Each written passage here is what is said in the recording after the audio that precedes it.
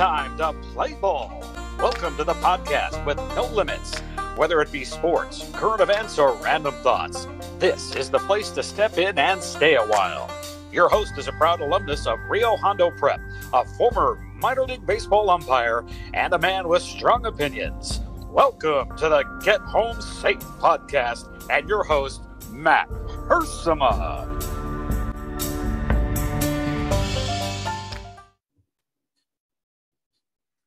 Hey guys, and welcome to another episode of Get Home Safe. It's a Friday edition of the pod, and we're still kind of adjusting to some of our new background stuff. Not our microphone, but our visual here on YouTube with our Zoom background. We updated all of our logos and things, trying something new, something that I think fits a little bit better, but it doesn't quite go as smoothly on Zoom as I would like. Anyway, here we are.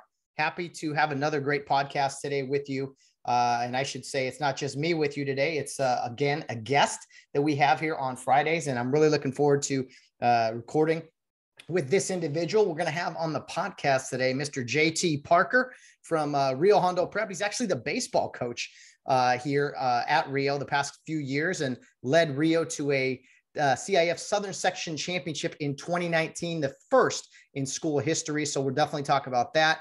His visions for the baseball program, things of that nature. JT also coaches football at Rio, one of the assistants. He's heavily invested in the program there at Rio Hondo Prep in the high school department. And his dad coaches on the girls' side of high school thing. His mother was very influential to a lot of young ladies in the high school program as well. So JT is just kind of engulfed really in Rio Hondo Prep and a guy that I'm looking forward to having on the podcast here. He also had two sisters that went through the program, were great athletes themselves. So a lot to catch up on with JT. I actually had the privilege to coach JT and his teammates in junior high many, many years ago.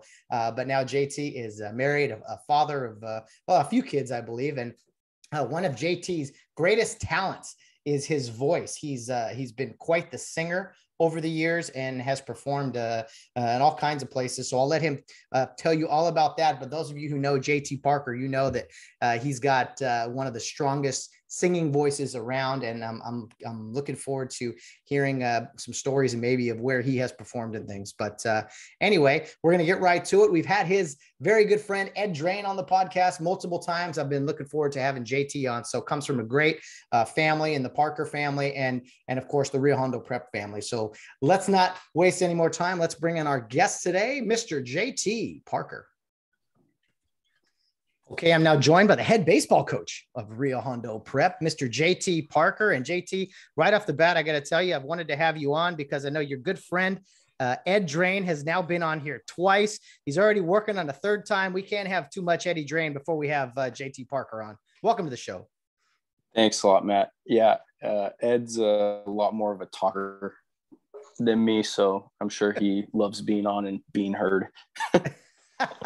It must be a Drain thing because I grew up with his brother Devin, right? So yeah, I know what you mean. And yes, and the Drains, their recall and their memories, man, they're spot on and their stories are hilarious. So yeah, I'm sure they're a good time. Definitely. Well, we'll work on brother Dave, getting him on here soon because I always tell these guys who like to talk, all right, let's get you on the microphone because the world wants to hear from you. So anyway, I know you grew up with Ed a very young age, and Eddie had, his struggle with the leukemia and everything. And you were at the forefront of all that kind of, I don't know, is that kind of where you guys became best of friends? He's told me this story, but what's your perspective? Well, I mean, we were next door neighbors, so I feel like we're default best friends literally since we were like 3-4 years old. Did nursery school together, played on the same care team in Indian, and then yeah, I mean, our friendship kind of built around just playing sports and practicing for our team together. And then, yeah, obviously it was fourth grade. I believe it was fourth grade that, yeah, he got leukemia, and that was devastating. And at the time, like in fourth grade, that's kind of hard to process. And you don't, I don't know. Yeah, we definitely grew in that time, and it was a sad time. And it was almost good that we were younger and couldn't really understand the whole like, scope of the situation. It must have been way harder to be like the parents in that time, just realizing what was happening. Well, I was like I was saying, I was playing with Devin, you know, the oldest strain, and we were in high school in our varsity years, and you know, it was tough for us. Our coach, Ken Drain, you know, his son and going through this. So we kind of rallied around the Drains. And you, as a fourth grader, JT, is the story true and accurate that you kind of led the charge with the whole shave your head for Ed? I'm still shaving my head now just because I'm losing most of mine. But did you lead the charge on that as fourth graders? Yeah. So got all the friends, got a bunch of the high schoolers to do it. We still give Devin a hard time for not doing it. Because we were all out there. We looked stupid at the time. I feel like my head looked blue because I'd never seen the sun. But yeah, it was cool to get everyone on board and make Ed feel a little more part of the group. And yeah. I mean, it's awesome to see where he's come. And then you guys had great times there on Indian under, you know, Mr. Martin, and still one of the biggest upsets in Kare Youth League history, in my opinion, that game over the Cardinals in fifth grade. I have that on my notes. Do you? Okay. That's one of my biggest moments in Kare. I love it. That's outstanding, man. I couldn't believe it. You know, it's crazy to see, and just try to put it in perspective for those like non-Kare Youth League people. But anyway, we'll get to that. JT, I mentioned you're coach of the baseball team. You have had a pretty, I don't know if it's a career or whatever, but you've had some big moments kind of performing and singing, especially there at Kare and Rio. Your family and everyone is affiliated with the school. So we have a lot to get to. And let's just kind of start at the beginning. We already kind of touched on it. I asked most people, hey, how'd you discover Kare Youth League? Did you see someone at school? But for you, you just had to look over the wall and see this big, great field and possibilities, right? Yep. I grew up on Milo Land. I lived in 3 different houses on Milo Land. So Kare was always my backyard. Our neighbors to Ed and Wes Mosier, who were on my team. Bill Lee, who was one of my coaches for like 3 years. And I have him down as probably one of my more influential coaches, lived 2 doors down from me, and we're always doing activities and stuff with him. That was super cool. But yeah, I mean, Kare is just, it's hard to explain to people when you're a quote Kare kid, but it's Kare kid. It's your life. Your parents are always down there coaching, and so yeah. I mean, talk to me about that. Did you kind of understand? Yeah, that? I mean, we're breaking up a little. I'm sorry. It's your connection was a little choppy, but we'll get through it. So tell me about that, like that. You know, being a quote unquote Kare kid. You know, you said it, not me. Although we all kind of, you know, had that term. For most of us, we came from the outside world, I guess. And you were like kind of born into this, really. I mean, did you find it? I don't know what the word is. Not odd, but just like. Was it ever kind of like, oh yeah, not everyone lives at the field like I do. They go home to other places and things with like other teammates and stuff? Yeah, I mean, when you're younger, I didn't really take note of it. You kind of catch wind of it when you're in high school, and people like you get special treatment because you're a Kare kid or whatever. But no, it kind of forced me to really just make sure I was making relationships outside of just that like immediate friend group that I grew up with. And yeah, I think I have lifelong friends who aren't Kare kids. And that was, just really forcing myself junior high and high school to just develop those friendships and not just stay with the people that I maybe felt comfortable with just because I just grew up with them. So yeah, I kind of just grew into that. I think the only advantage I'll say I see you people had, and I mean that term with it enduring, yes, is the whole roll out of bed, roll down the bank into your classroom. I mean, Devin told me he'd get up like 14 minutes before class started or something. I'm probably butchering that, but we were up an hour and a half early, leaving super early. Oh man. And as close as I lived, I was still one of your biggest culprits in being late to school. I am not a morning person. It never fails. Yes. It never fails. You guys hit traffic, that long walk to school. Yeah, the long walk. Well, I think my parents just assume, since you live close, that, oh yeah, they're just going to get down there. So they come in the room. All right, get up. It's time to get ready for bed. And then it's on you. So I was not the most disciplined in that. Yeah. Well, you've improved greatly, I'm sure, as we all have over the course of life. But so tell me about your early days at Kare, finally getting to go down there, put that Indian uniform on, play with your buddies. Who was your first coach? What are your earliest memories, like your favorite sports, or did you kind of just like everything? So, I mean, I think my earliest memories were just football season and my dad really getting me spatted up for football.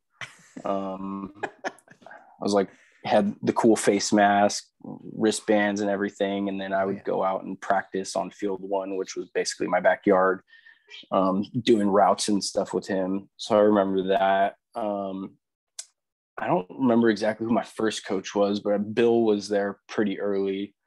And he was just so fun, just more for off the field reasons. And, Bill's personality. But yeah, he kind of took our team under his wing, and we did so many outings and stuff. And Bill took us to Disneyland and Six Flags, and we went on hikes and stuff. And that's in Kare. So that was super fun. Was he in the Marines yet? Was he in the Marines when he's coaching you? No, not yet. No. So this was right before. And I remember him telling us that he was going to be in the Marines. And I remember crying when I was a little kid, because it's like the guy who lives 2 doors down. And it's like on the weekends, every weekend we'd go help him wash his car. Then he'd take us to 7-Eleven. We'd get a big gulp and a chili cheese dog. Yeah. That was like part of my like routine. And it was like, man, he's leaving. It just felt like we were never going to see him again. But yeah, obviously he went, did great things and has crazy stories to tell. And no, we're still good. I think Kare Youth League has this great concept, right, of leading others. And I think all of the older coaches are wonderful, and not even older guys, but guys, when you're a kid and someone's 40, okay, they seem super old to you, right? And all my coaches were wonderful. But something that Kare really does a good job of is involving younger people, guys in their 20s, and even people in their teens, to coach younger people, because there is this bigger draw to someone who's closer. Oh man, they seem younger and cooler and hip. And that's kind of was your experience with Bill Lee. Oh, definitely. And we stress that to our high school guys. Now it's like, yeah, it's sometimes a pain and it's inconvenient for you guys to do it. But looking back at our careers, our most important coaches and the people that we connect with the most were those young coaches. I think that's why Mark's done a good job of trying to get young coaches on the high school staff. And I know Mark was one time the young coach who a lot of players connected with. And I think that's definitely accurate. Those young coaches closer in age, players really connect with. Well, JT, you had great times in Kare. Towards the end of your Kare Youth League days, you played the AAA division, as it once was called, 5th grade. And I've talked to Ed about this before, but you played the West Covina Cardinals, who had over the years always won everything. I mean, Ed was still recovering from what he was going through, and the West Covina Cardinals, they were a juggernaut, and they went on to have a bunch of guys who played like Division I football and basketball. And but one day in whatever year that was, you guys played them in the Kare Youth League championship game when you guys were heavy underdogs. Yes. I'm sure Ed can literally go possession by possession. Ed remembers like Kare games. It's hilarious. He'll like just throw out a Kare game. I'm like, I have no clue what you're talking about. No, but that game was crazy because, I mean, back then we played on 8.5 in 5th grade. So we're still on 8.5.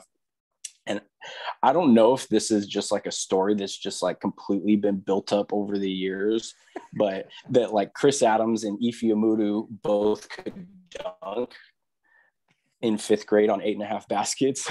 So I don't think so. It is true. They did put up 100 points on Superior in that season. And no one thought that they could get close. And I'm sure, I don't know, it was Phil, the coach at the time. He probably got in trouble for that.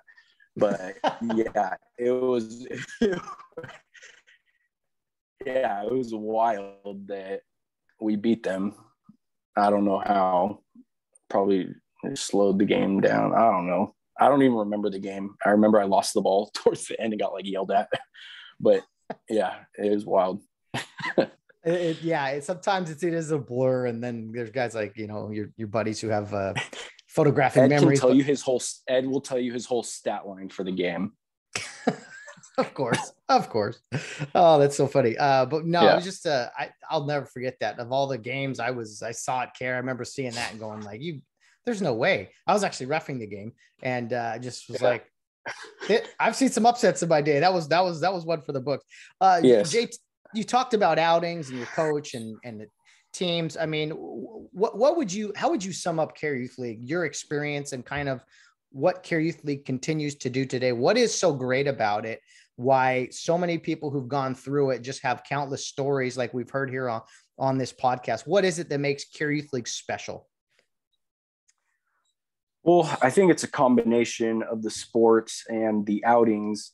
But similar to the high school, I don't know quite how much it's like this now, but back then, basically everyone who was in Kare, you kind of went to Pearl.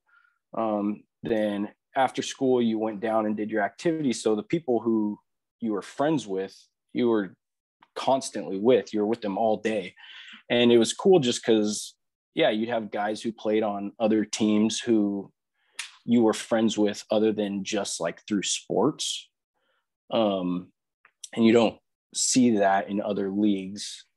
I mean, I don't quite know our stats on like what kids go to our school and are also playing in Kare, but at least when I was playing, that was the case. And I think that's what made it really cool.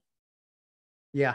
No, and I feel that once you go into Rio Hondo Prep, you get into junior high. It was like that for me. It was like this for guys before me. And I felt like your class, your kind of group of guys specifically, you guys were kind of being, I don't know, prepared. You're mentally, physically, like you guys knew we are going to be something special.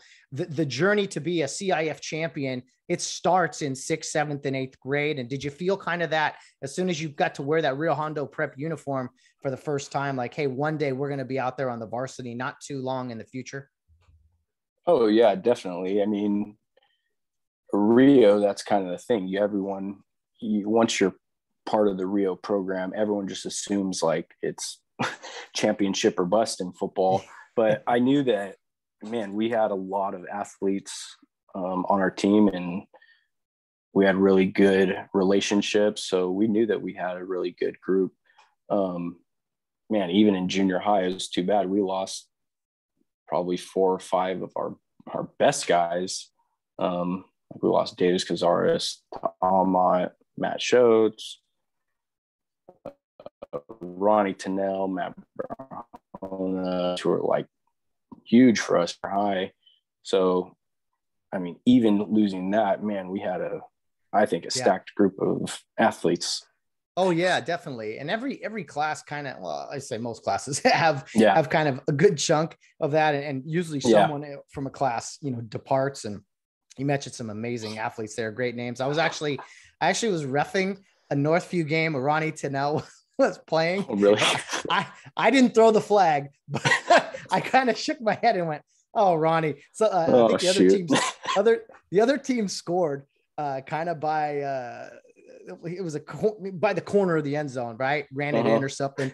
And Ronnie just walked by real slow and absolutely kicked the pylon, almost through the uprights. He was so mad. And my guy across the way threw the flag on him for unsportsmanlike. And I'm just going, yes. Ronnie, what are you doing, man? I told you in junior high not to do that stuff.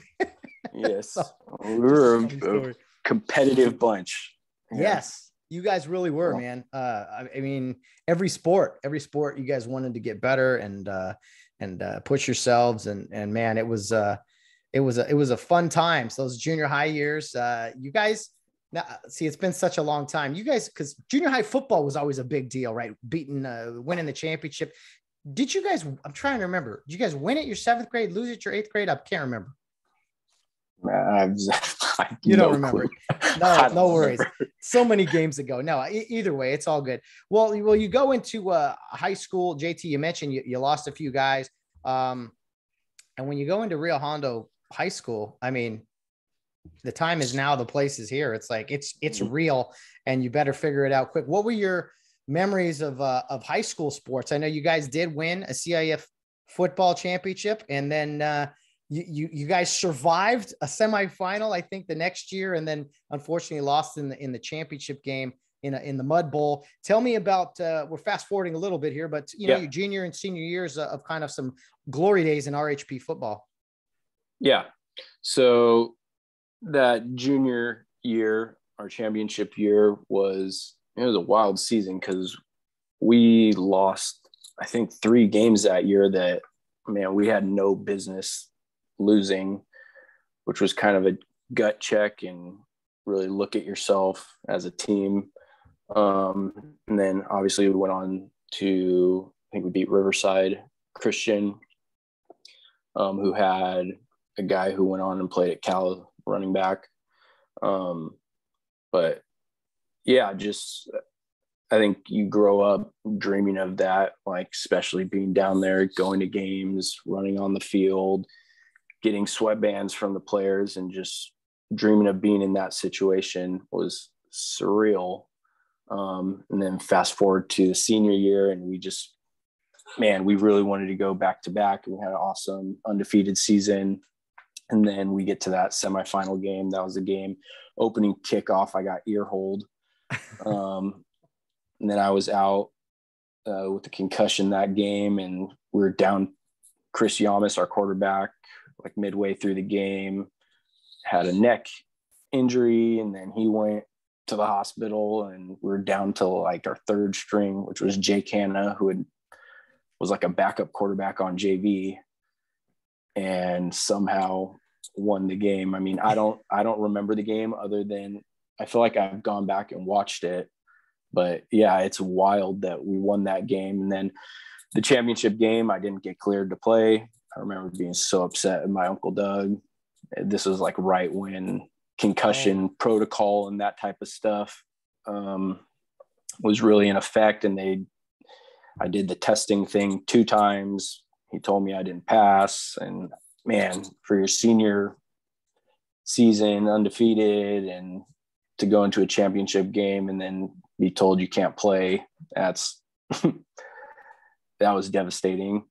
But yeah, I mean, that game, we all know, or we think, you never know, but if we're playing on dry ground, we feel like we run away with that game. We had a lot of speed. Our game was running around the end with Charles, super fast, but running around the end when it's real slippery, it's can't get any traction. So yeah, it was tough.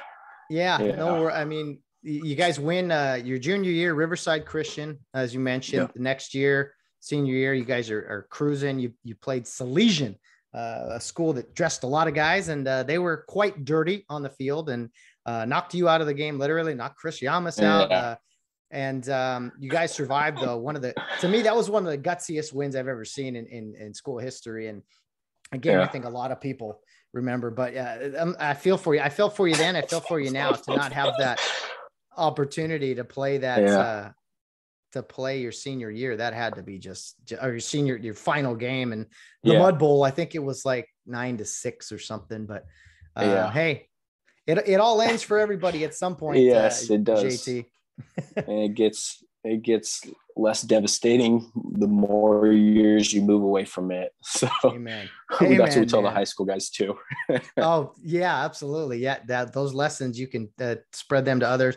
I don't know for certain, but what was your favorite sport? And I always ask guys this: football, basketball, baseball. What was your favorite, or did you kind of all like them all about the same? I mean, I always said my favorite sport was whatever sport I was playing at the time. Looking back, I think I enjoyed just the team aspect of football, and there's something different and special about that you don't really get in any other sport. I would say the sport I probably excelled the most in was baseball. And I love in every sport. I like to play the position to me that was more thinking and understanding the game. So I caught in baseball, and that to me was my favorite position across any sport that I played. But I enjoy whatever sport we were playing at the time was my favorite sport. No, that's a great answer. Definitely expected that. And yeah, you're a guy that was always thinking ahead, and so processing things. And I think that's what makes guys really good at catcher, quarterback, those types of things. So this is something that's always discussed at like the major league level. Mm-hmm. Do you think that guys who play catcher, and at any level, high school, you played catcher in high school, you're now coaching a high school baseball team. Do you think the experiences playing catcher kind of probably gives guys a little bit, jump start or head start into maybe coaching baseball? Yeah, I think just as a catcher, just being involved in every single play and just really, you have to be locked in and paying attention to every single play.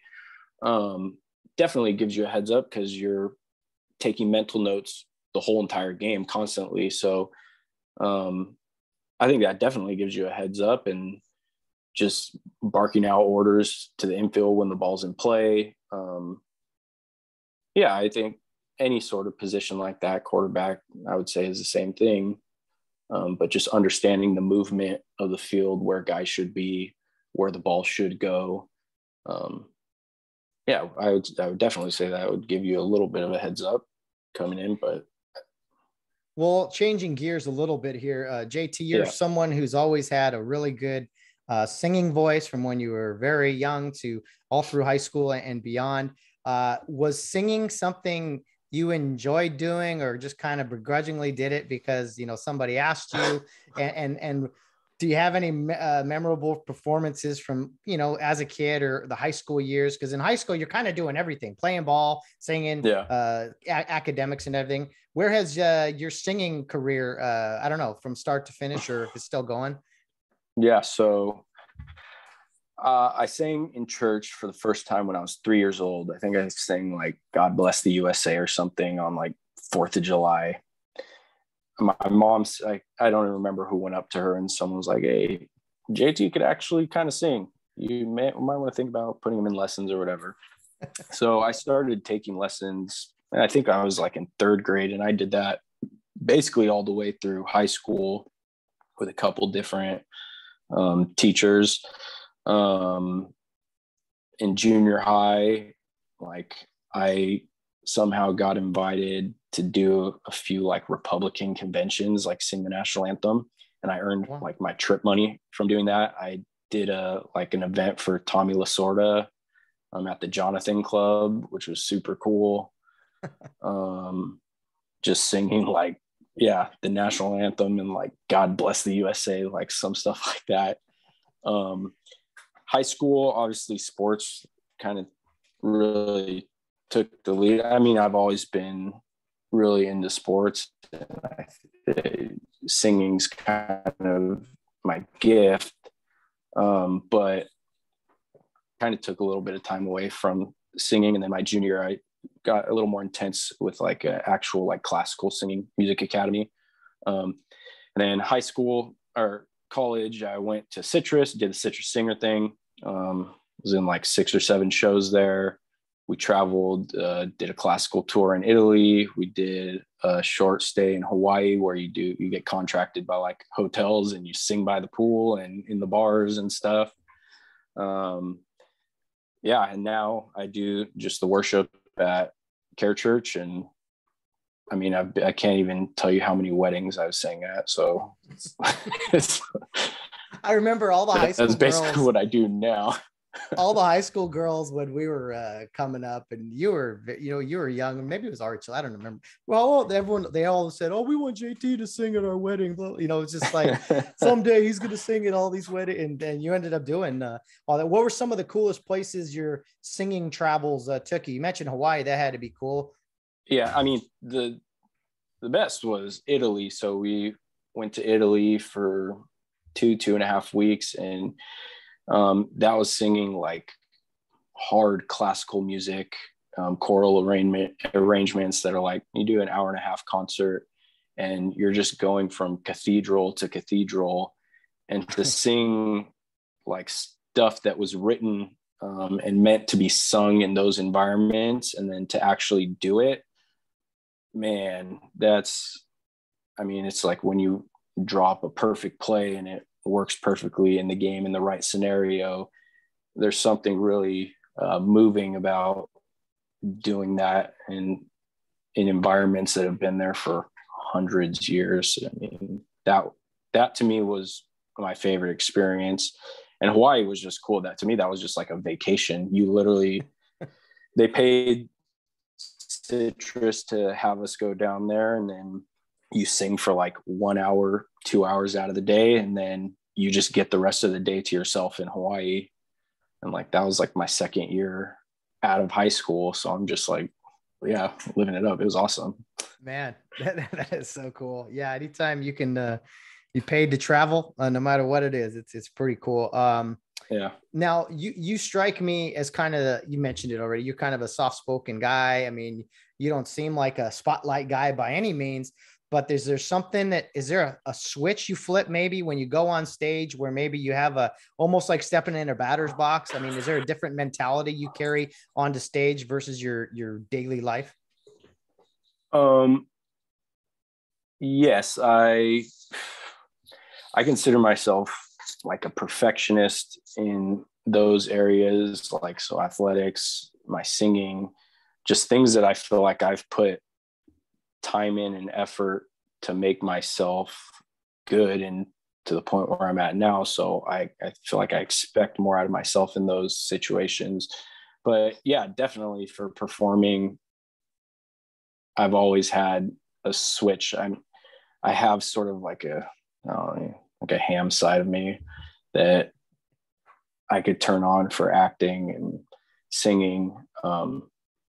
That's why I think most people, when they meet me and I say I sing, I don't come across as the type of person who necessarily does that. So yeah, I enjoy that, just the kind of two different like alter ego personality type thing.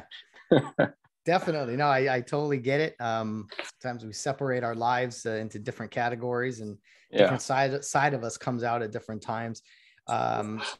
So you mentioned do you lead the Kare Youthchurch musical side of things now, or I know there's other people involved. And for those of you who haven't been in a while, I've seen a few on YouTube. Kare Youthchurch is very, very different. What can you tell us about some of the changes in the music side of Kare Youthchurch? Yeah, so I think, man, everyone, if they think of like Kare Youthchurch, they're used to just the organ or piano, and just doing the old hymns, which we love. And but I think John Collins, it was right before he went off to med school, he was really pushing for us to like do a full band and kind of change that culture.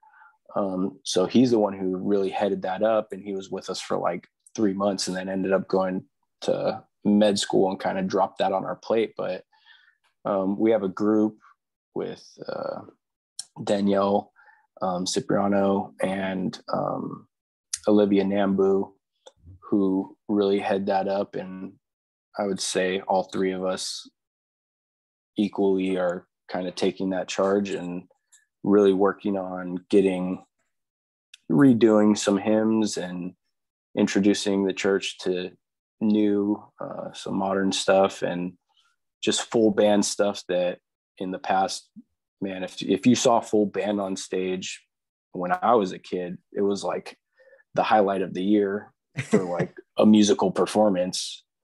But yeah, we do it every week. We do 3, sometimes 4 songs. And now yeah. I don't need any details, but was change is not easy for everybody. And some would say at Kare, things progress slowly at times.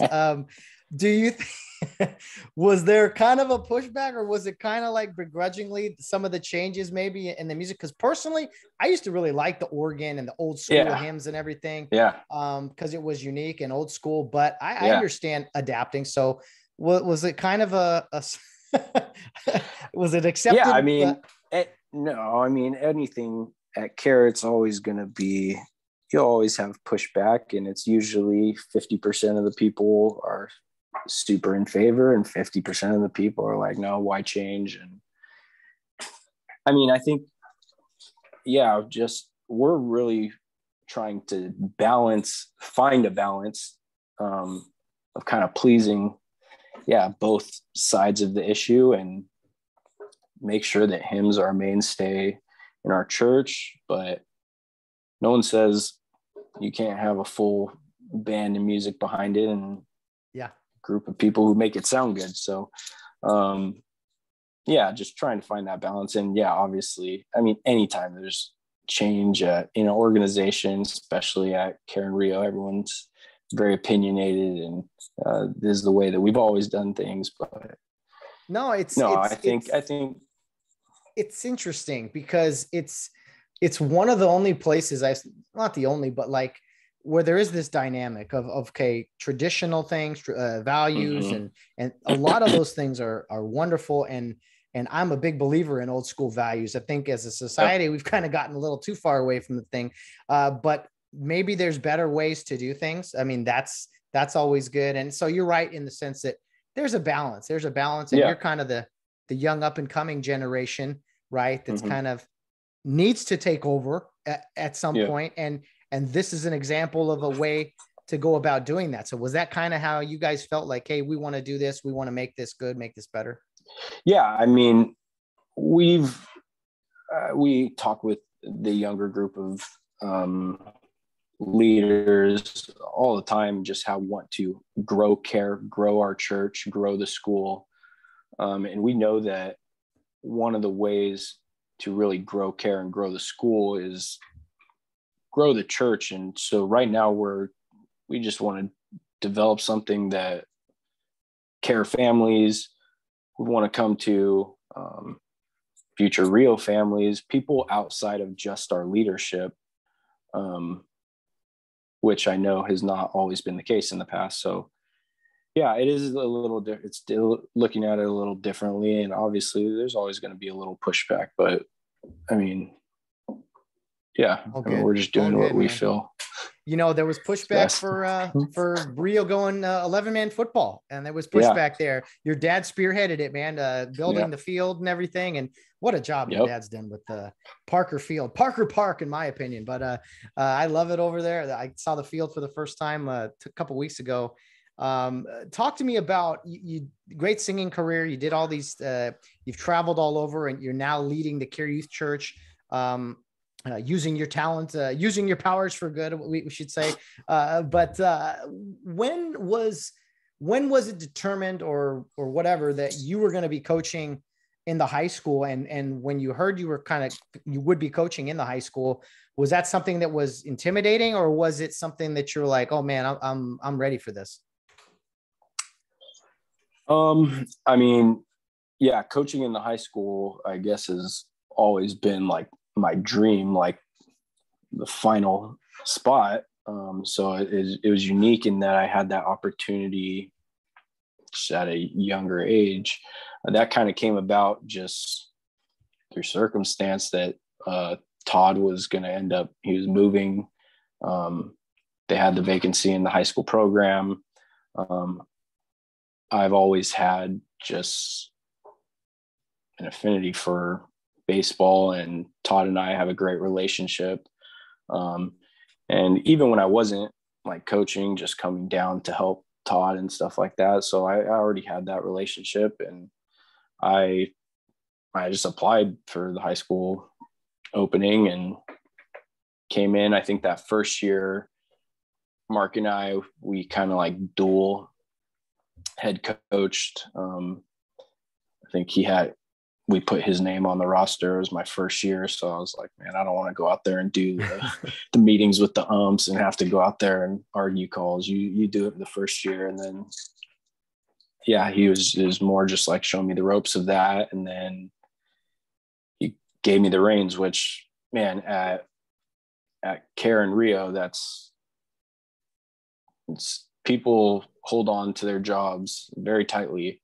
So I think that was huge of Mark to kind of like trust me in that way, and give me the reins of the baseball program. And I mean, yeah, it's a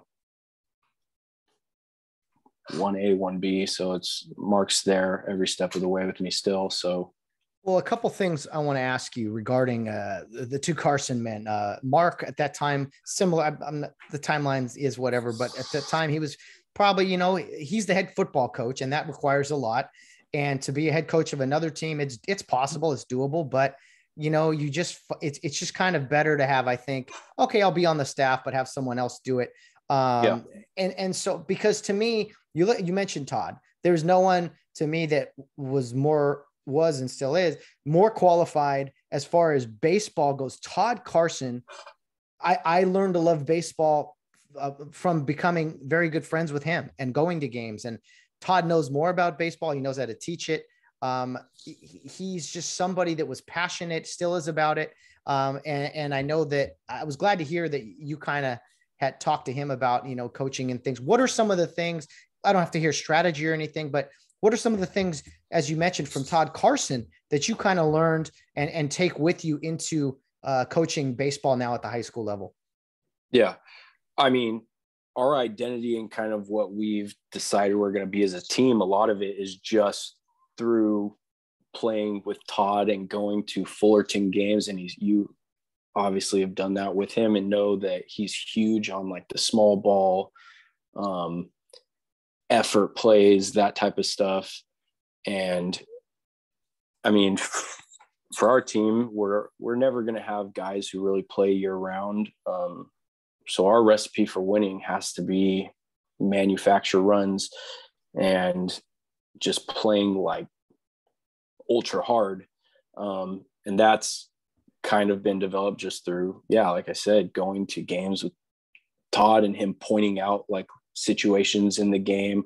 Oh, the first baseman took it off of his chest on a hard ground ball. Man, what a gritty play. Just him pointing out stuff like that in games. That's kind of what's shaped like how we run our baseball program right now. I mean, Todd's a great teacher in the fundamentals of the game, which I kind of used when I was coaching in Kare. And I think it's super important, just developing those baseline, the techniques of throwing. Todd would make sure we're going to batting practice. We went to see Robledo. I don't know if you guys ever went to him, but he was a batting coach. Todd would take us every week, guys who wanted to, and just work on the technique of the swing. Just those baseline things are things that I've taken into coaching the varsity guys, and just really thankful to Todd. Like you said, I kind of developed my love of the game through going to games with him and just seeing his enthusiasm for baseball, which at sometimes is not a very enthusiastic, fun sport to watch. So just finding the areas of the game to make it fun, been huge from him. I think to sum it up, you basically said, it takes a lot more work than Rio has put into baseball in the past. I mean, Mr. Loomis came on in the in the late 90s and early 2000s and really helped that program, the Rio program, excel and had some great years there, great era of Rio baseball. But in today's baseball, kids are playing year round. Kids are playing that one and only sport. Rio Hondo has to do more if they want to be successful in the program. Now, you won a championship in 2019, but it was probably a little harder than it needed to be almost in that competition. It's just Rio Hondo is so football centric, and then you play basketball. Yeah. I mean, it's hard to do all the sports at once. So what is it you think you guys need to do more of in baseball going forward to kind of get the program more consistent? One is we want to get more guys in the school so guys can we could be at a point where guys can focus on two sports if they have to. They play football and then they choose another sport. I know some people will disagree with that, but the way that CIF has laid it out now, that's almost where we have to be to compete like at a super high level in these sports. And then the bottom line is we have to develop pitchers. This year we had a championship level offense, but we just had absolutely no pitching. And that championship year, the difference was just we had a pitching staff. We had a 1-2 punch with Evan and Jack, who were both, I would say, elite pitchers in our division. And both of them grew up playing baseball. And we had Jake Lang, who grew up playing baseball. And those guys just had so many more reps. It was nothing I did as a coach. It's just they came in to high school just having so many more at bats and experiences playing the game. So yeah, pitching to live hitters at a younger age, just developing them that way. I think that's our ticket. Yeah. Cause I think go ahead. I was just saying, I think with Mark and I, man, we play a very aggressive brand of baseball. And we always feel like no matter how good or bad our bats are, big hitters, we always feel like we're going to be able to produce runs. So yeah, for us, pitching is always going to be the key. Yeah. And I think it stems from just something as simple as playing, hey, let's play catch for, 10 minutes a day. Maybe not even live pitching or whatever, but yeah, guys that have put in the time, because a lot of baseball is that just repetition and go out there and do it. And so it becomes second nature to you. So I love the aggressiveness on the base paths and at the plate that you got. Mark Carson, that offensive coordinator, dials it up well. It is nice to hear, JT, that you kind of have a clear vision as to how things can be better at Rio, because in baseball, because I do think football is always going to be there, but baseball is something Rio could be better at. Not that they're not good at it, but we could be better at. And it's those little things, as you mentioned, being able to steal an out in the middle of a game with a pickoff or just pitch consistently. The game is a beautiful game when you catch the ball, when you can catch and throw and catch the ball. It's a great game. Yep. What it comes down to. Couldn't agree more. So I'm going to ask you, before I ask you about, you kind of touched on 2019. What did that mean to you? Not just to see Rio win their first CIF baseball championship, because other teams have been so close, but to actually do it as a head coach and be a part of it. I mean, you led the way. What did that mean for you? Your dad, who coaches, also had to be extremely proud of you. Yeah. Oh man. I was looking through the CIF book. I had like a little picture book made of the championship game, and man, flood with emotions. It's special. One, Todd came to the game, and to me that was emotional for me, because I know it's not necessarily something Todd wanted to do and step away, and just to me, that team was part of his team too. He kind of coached those guys up to the point where they were at, so he was handing off a really good product, and just extreme thankfulness to him. But just, I think for the whole championship, just bringing legitimacy to the program. And it's tough because we're waiting for another championship, whether it was football, baseball, just that dry spell, just that everyone's kind of on pins and needles, just waiting for that next one and just to have a deep breath to get it. That was huge to just bring the legitimacy to our program. And yeah, I mean, obviously my dad grew up coaching, or I grew up watching him coach in high school, and you always just hope that he wins a championship. And then, man, to do it, that was my first year. So it's like, shoot, where do you go from here? But yeah, no, it was a special time, and I'm thankful to the guys. I'm thankful to Mark for giving me the opportunity. Thankful to Todd, my dad, for just being that example as a coach. And had to be a little frustrating in that first inning to give up 4 runs in the top of the first. Yeah. I mean, yeah, it was tough.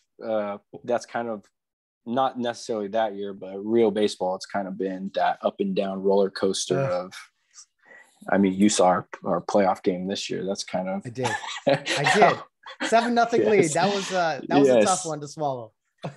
Yeah. I mean, well, I want to give your dad some credit, and I'd love to have him on the podcast someday soon. But you want to talk about someone who doesn't like talking? That guy, my dad, hates talking. No, it's okay. I can make it work. Just give me a head nod or something, and we'll go. But your dad, very influential to me as a young guy. Your dad was a guy that anytime games needed to be kind of officiated down there at Rio, or Kare, I should say, he would do it, but he'd always go the extra mile. And I think your dad did some officiating, but I learned so many things like him. Like when you work a basketball, he'd wear a jacket, and his shirt would be tucked in. He'd have the way he wore an undershirt. Like he was always sharp. You could tell he had watched other guys do it. And I was like, I want to be like Mr. Parker. I want to do it the right way too. So I owe him a tremendous amount of gratitude, because when I started my officiating journey, I kind of had a head start on other guys that didn't know how to tie their shoes or wear the right pants and stuff like that. So if you see your dad or he listens to this, thank you, Mr. Parker, for giving me that head start. Yep. And I mean, that's my dad's, I would say, biggest strength. He just wants everything to look professional. And you see that with the Parker Field right now. He's heading up the project for the new entrance at Kare. He helped out with the baseball field. But he just wants our program to just look professional. So he has a good eye for that. And it's tough details, very detail oriented.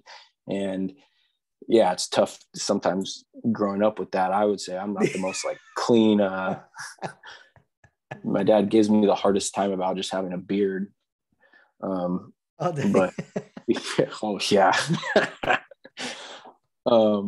But I mean, I'm pretty strong-willed, so after he's made his few comments, then it's over. But yeah, no, he's always been like that growing up. We need Coach Parker to be in charge of something regarding our country here. Maybe infrastructure. Yeah. I don't know. Maybe he can fix all the potholes, or I don't know. Parker 2024. That's what I say. He would be great at that. Whatever it is, he will get it done, or at least oversee that something gets done. Right. Yeah. And to me, that's the biggest thing I've taken away from him, especially like here where I work at De Novo. He's not the type of person who's like, I have to be the person who makes all the decision. The decision stops at me. It's more, he wants to get the best minds and best people available as possible, so that the end product is the best. Not that he was the person who oversaw everything. So he's really good at just delegating and getting right people involved in different projects. So yeah. Sounds like you'd be a great general manager in sports. It seems like those characteristics. JT, just real quick, back to your coaching baseball, because I'm curious. I'm very curious in this regard. What has your experience been like in talking with umpires? Not just exchanging lineup cards, but challenging calls, we'll say, and being the voice of your team. Have you learned anything about maybe some things that work and some that don't? What has been your interaction with umpires like? Man, I would say for me, I'm not a big arguer. Mark's more on that side.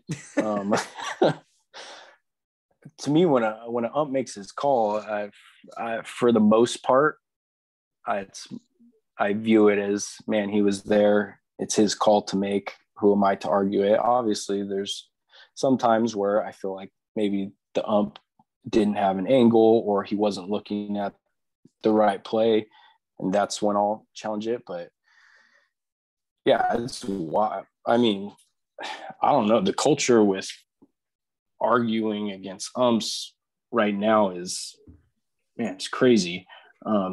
Arguing balls and strikes all the time. To me, that's something that just like you just don't do. But I for the most part, I feel like I've had a really great experience with umps. I make it a point to not be out on the field every single call. Like if you see me out there one time, that was one more time than I wanted to be out there. So, well, I'll say this, that is noticeable even from younger, I mean, less experienced umpires. Like that's noticeable when one dugout is screaming every play and they're competing and doing this stuff. It's just like, hey, this guy's pretty much letting me work, leaving me alone. Oh, so if he does have a question, oh, wait, what was your question? Oh yeah. Can I get help? Or yeah, okay, I'll work a little harder on the next. You're more open to listening to a guy such as yourself that isn't just tearing them apart every play and every pitch. And so, yeah, keep up the good. I'm sure you'll learn different ways to maneuver that relationship. Yeah. And I mean, we try to, myself and Mark, just talk to the umps before the game and just ask them a little bit about their life, what else they do on the side, and just develop some sort of relationship. It's fun. We had an ump this year. We had him like 3 times. Super cool dude. He does the food at Dodger Stadium. His name is Jonathan. Man, I can't remember his last name. His dad was a knuckleball pitcher for the longest time for the Dodgers, like super long career. And he does the food now at Dodger Stadium. So he would come early to games and talk to our guys about like stadium life, and he'll catch bullpens for guys, and they let him ump spring training games and stuff like that. Super cool. Just getting to know these umps outside of just this. Cause I know for most of them, it's a side thing that they do. Yeah. And there's a big shortage, right? So yeah. And I understand it, I don't do it anymore, but, and you're not going to get very good guys. There's a lot of bad officials out there, but you don't have a choice. Usually you put so much heart into screaming or yelling and nothing, it doesn't change anything. It just getting it off your chest. So no, it seems like to me, you have a really good approach. And that in the future, I'm sure, there's going to be a bad call at some point that you're going to deal with. And it's just that mental climbing of that mental mountain sometimes during a game or throughout a season that the good coaches and players, they get through just fine. Let me ask you about coaching with Mark in another sport, football. He is the head coach. You're the assistant in this case. And you guys have a very young staff, an energetic staff, and a lot of bodies. I mean, I don't know how many exactly. It seemed like there's 10 guys out there. What has it been like coaching alongside Mark, who I'll be honest is a little bit of a lunatic on Friday nights, but I get it. I totally get it. Are you that calming influence, or what are kind of your roles on the sidelines? I mean, during the game, my roles are very limited. I help receivers and I help Randy more just like what I see during a game. I help him with the offense just because I feel like I understand the offense, and I help Mark defensively, and it's more just like the overlooking of all of it. Defense, I work with the outside linebackers. So your bandit, your rover, sometimes safety. But during the game, Mark's just he's a different character. So yeah, I mean, I don't ever want to be the coach who's the get back coach for him. But yeah, Mark loves to prop up our sideline. So he'll tell whoever, hey, come out, throw on a RHP polo and you be part of our staff for, that's Mark's thing. He wants us to look like a big football program. So No, and it's good, man. You know, despite the enrollment and the size of the team roster size, I mean, it is a big time program. I try to promote it every chance I get, and I'm excited about the upcoming Charge to Keep podcast starting in this summer that is going to be specifically RHP football and maybe other sports throughout the year, but RHP football specific, similar to what I did last year, but this time with its own platform. And you know what? Rio Sweet. deserves that. And I love what Mark has done, taking this program to the next level since he's taken over. Yeah. I mean, I feel like Mark's kind of been at the helm for the past, 15 years, even though he's been the head coach for, 3 years? 5, yeah, something like that. But man, Mark's kind of been the driving force of taking our program to the next level. And he's the one he's gone above and beyond, just like in his knowledge of the game, calling defense. And that's been huge. I mean, I think our coaching staff, I mean, to me, it's one of the top coaching staffs in the San Gabriel Valley, just with our coaching experience. I mean, all of us basically coaching from high school. And, you know, a lot of times, maybe you played D1 football and then you come into coach. That doesn't necessarily translate all the time, but our just understanding of the game, how to get the most out of players, to me is top notch. And then that, along with Randy and his offense, is just, I mean, he's like a savant. His offense is amazing. I tell everyone, man, if Randy was running this type of offense with some of like our past teams, we would have had some amazing runs that maybe didn't end up the way that we wanted it to. So yeah, he's amazing. It's really interesting what he has done. And we've seen different offenses throughout the years. When we first went 11 man, we were we weren't quite sure what we were doing. We had to adjust. Then your dad kind of took over as offensive coordinator, some adjustments there. Randy eventually takes over, and Randy's done such a good job of balancing, doing what you are, like, this is who we are, and we're going to do it consistently. Also mixing in some plays from the past, you know, some different shifting. And I still don't understand how it works, meaning how it is successful, because I'm like, you're toe to toe. The backs are like 2 yards from the ball. This is nothing like you see anywhere else in high school football. I mean, what is great about what Randy does is that for the person watching the game, it looks like we're running the same play over and over again. But Randy will have like 5 or 6 different looks for like the line, maybe how the receivers are set up for the same exact play. So he'll set up one way, he could get the defense just to shift over. And it's like, that's just as he's playing chess out there. It's wild. Yeah. Interesting. No, I love dissecting it and being around the program more. It's fun to see. Talk to me about this last year, JT, the first full season since the 2020 lockout season. What a special group of senior guys you got to coach, and ultimately, I think one of the biggest wins in school history, winning at Charter Oak. Tell me about this year and specifically that win.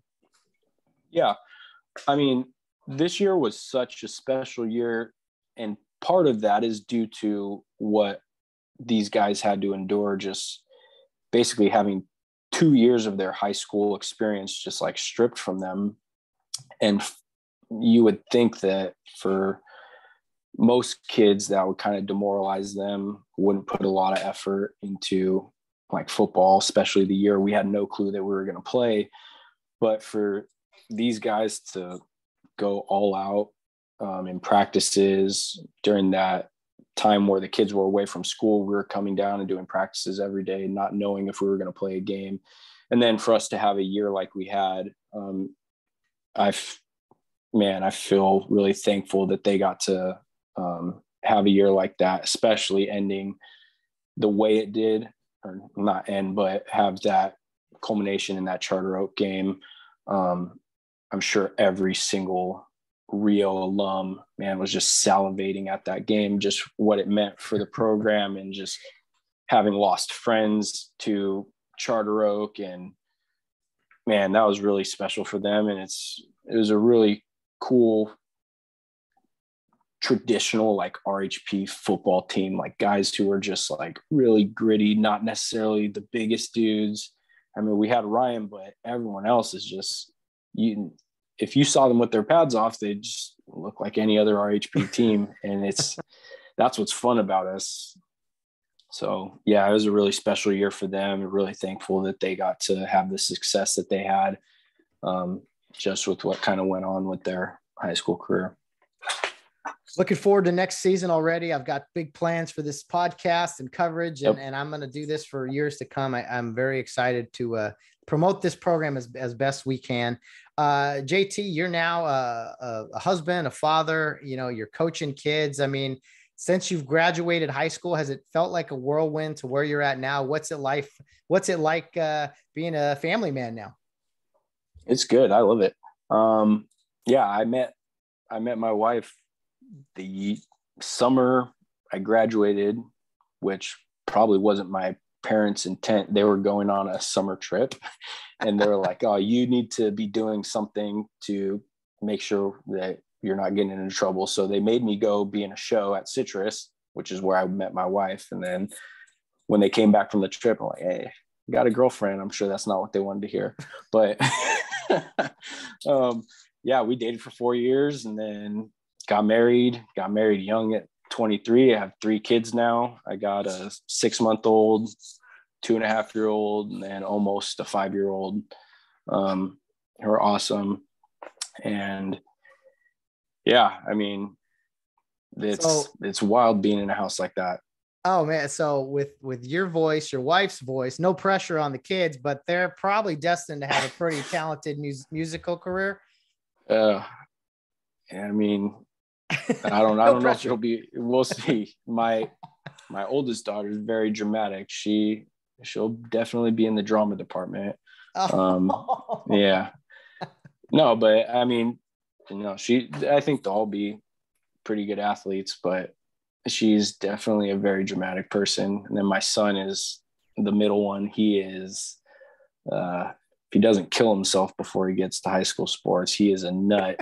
So yeah, I'm looking forward to that. Just like seeing them play sports, whatever even if they don't play sports, I've always had the mindset, if you got to be good, you got to be good at for sure one thing, like specialize in one thing, get good at it. So yeah, I'm excited to see what they do. How about your parents? Are they like typical grandparents where your kids can do no wrong and they're just like to give them back to you and oh yeah, totally opposite of how they raised you, just with the discipline and everything? Oh yeah, absolutely. I mean, my mom will take the kids probably like twice a week for a few hours and watch them, but yeah, my dad was like, I feel like he was like real strict about like, oh, your language, what you say.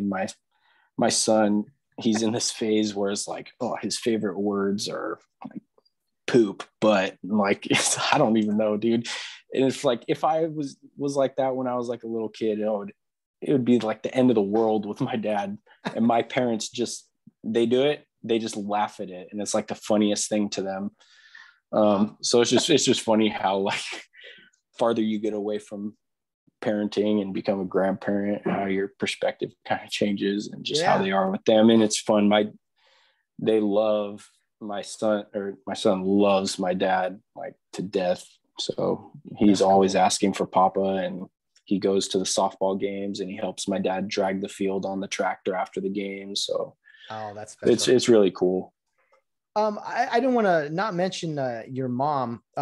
She was somebody that, we all went through high school. She was so influential in the girls department. And I know your dad is coaching the Rio Hondo girls in a few sports now, but it was Kim Parker, Mrs. Parker, who all the girls I was in high school with, they looked up to her and loved her. And, she's had a tremendous impact on so many people. And then her donation to Tawny Drain here, man, a year or so ago, was just something that was so giving of herself and really summed up the type of person that Mrs. Parker is, at least from my memories, my experiences with Mrs. Parker.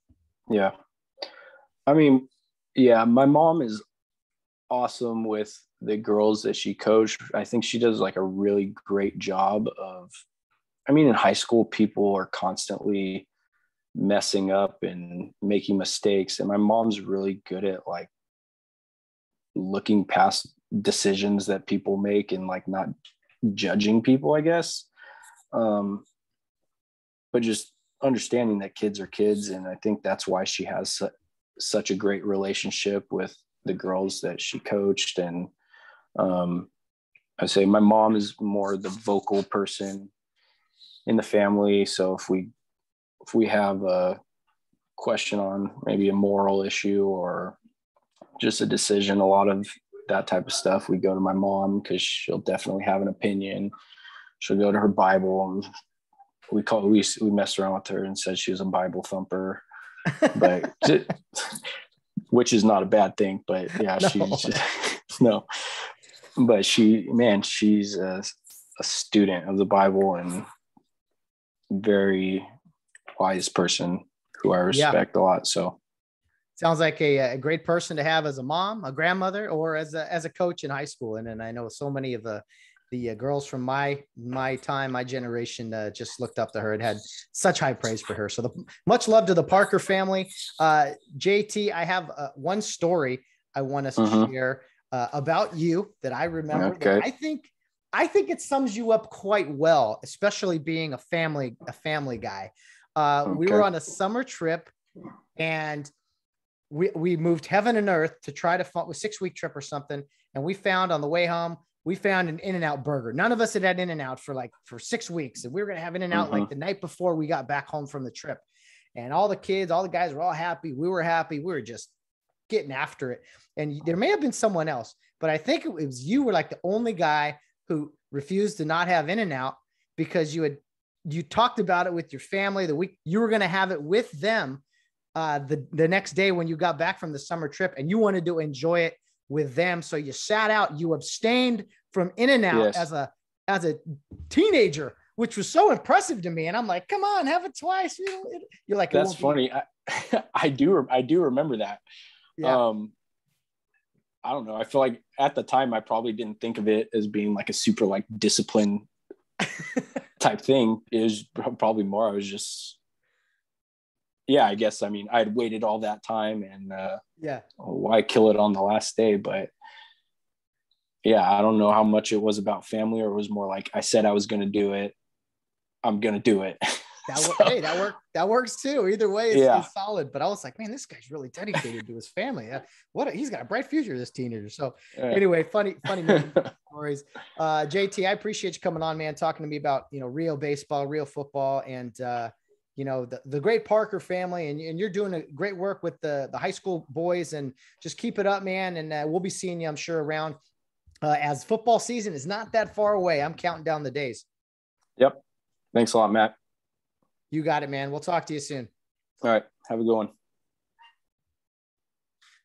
Thanks again, JT Parker, for coming on the Get Home Safe podcast. I know Rio Hondo Prep Baseball is in good hands, and JT is a guy that I know will always look for ways to get better, reach out to other people, and find out just great ways to compete and improve the baseball program. And excited that he is at the reins there and has the reins, and is also contributing to the football program and just the high school boys and the church group there at Kare Youth League. He's involved in so much, as he has always been. And also a shout out to the Parker family, just very special people there. Didn't mention his two sisters who were great competitors at Rio Hondo Prep as well, but Joe Parker and Kim Parker, two people that have influenced so many young men and women there through Rio Hondo Prep, and JT's continuing that course. And he's right about his dad. Anything Mr. Joe Parker has his hands in, whether it's a softball field, the entrance to the school, making our 8-man football field, 11-man, anything, he sees it through and makes sure that it gets done well. So JT Parker, fun conversation, man. Looking forward to football season. Let's get this thing kicked off. I'm ready to rock and roll. And you guys will, of course, have all the information you need for Rio Hondo Prep football on the new podcast done that we're going to do here starting in the summer, called A Charge to Keep. Looking forward to you guys joining me for that one. That will wrap up today's episode. Everybody have a wonderful weekend. And here we are, summertime, right? Memorial Day weekend. Summer is here. It's going to be a fun few months up until building up kickoff here in August for the Rio Hondo Prep football season and for RHP baseball, softball, basketball. Hey, you guys, we'll be back. We'll be back before you know it, and big opportunities ahead in those sports as well. JT Parker, appreciate you, and to the Parker family, much love from the Get Home Safe podcast. Guys, have a fun, safe, responsible weekend here on the extended weekend, the Memorial Day weekend, the official start of summer. Cannot wait for it. But guys, as always, no matter what you're doing, whether you're out on the town or rounding third base, get home safe.